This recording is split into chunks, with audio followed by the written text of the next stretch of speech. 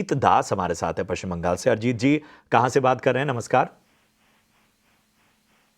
नमस्ते sir, I am from West Bengal मोकड़ा। वाह, सबसे पहले तो दादा शुभ पूजा और महानवमी की शुभकामनाएं आपको। बताइए किस तरह से इस वक्त तो बड़ा अलग माहौल होगा वहां पे तो। हाँ हाँ हाँ हाँ हाँ। तो आप लोग कैसे सेलिब्रेट करते हैं, खास तौर पे ये आज का दिन तो बड़ा विशेष रहता है। हाँ विशेष रहता है।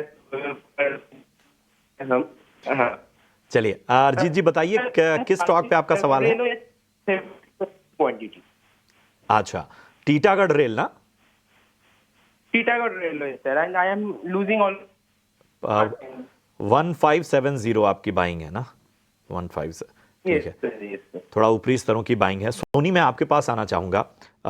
नुकसान यहाँ पर इनको हो रहा है 1570 की इनकी। सोनी हमारे साथ इस वक्त नहीं है।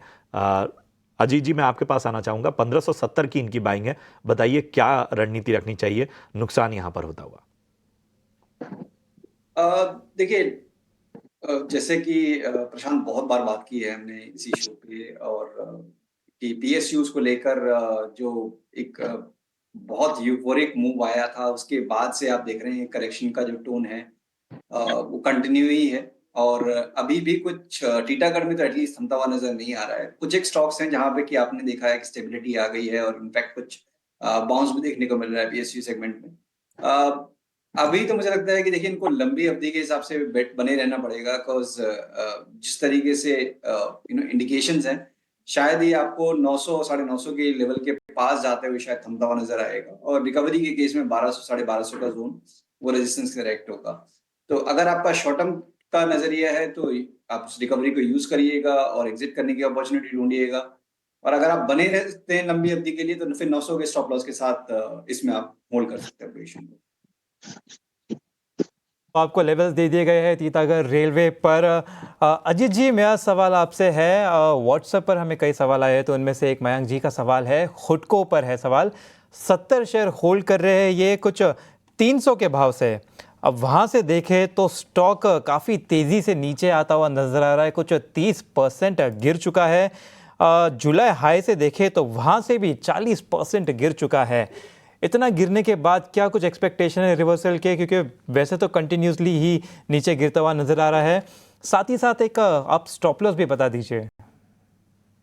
बिल्कुल अंश, देखिए यहाँ पे जैसे मैं बता रहा था कि कुछ एक पीएसयूज हैं जिनमें गिरावट थमती हुई नजर आ रही है। हुडको भी उनमें से एक नाम है।